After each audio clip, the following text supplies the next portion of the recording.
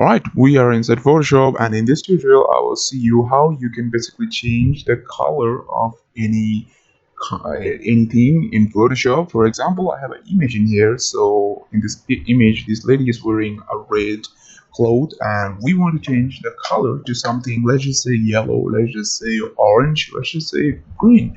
So we can do that with some simple tricks as such as hue and saturation, and first add a Qt mask, so that will only affect the image. But when we change the hue and saturation, hue especially, it just affects all the images.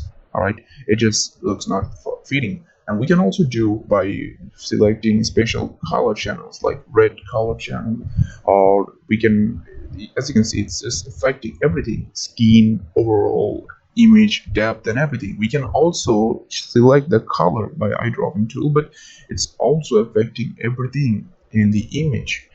So how can we do that? There's a fisk. Let's just delete the adjustment that we did before, and we can do a quick selection around the cloth. Press W to go to the quick selection tool and draw around the areas that you want to select, and just do precisely. Sometimes there can be edges that is over selected or need to be deducted. So in my case, I'm just going to do a lasso tool and erase around the edges that needed to be done, or just add some edges that need to be more done in the images. So choose very carefully, because in this case, in my image, there is some areas that are like blurred away because of the depth of field from original camera's lens. And because of that, sometimes it can be tough, but do as your best. It doesn't need to be much more perfect, because we can do a fix on it later on. But much more better selection can be a great way to actually get a better result, especially in skins. Make sure that no skin is selected within the range of the cloth, because that will also affect on the clothes selection when we change the color. So yeah, in here I also have some edges remaining. Let's just select on that. Oh, I see that I did the wrong thing. So yeah, let's just cut away the selection that we don't need. And yeah, after like all the selections, you're pretty much done. But some edges that need to be carefully done because of the, as I said before, lens of the image, it blurred away some edges. So there we go, we're done.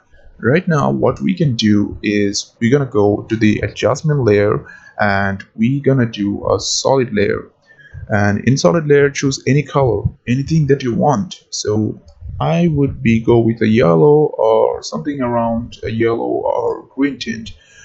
There you go, it's done. Now we can do screen mode, but it doesn't fit. We can also do, darken or multiply, but that just blend with the color of the existing red. So what we can do is we can go to color or hue. So let's just go with color and change it to something more like I would go with cyan, because cyan looks like much more fitting with the overall fit of it. So yeah, it looks already like it exists within the scene.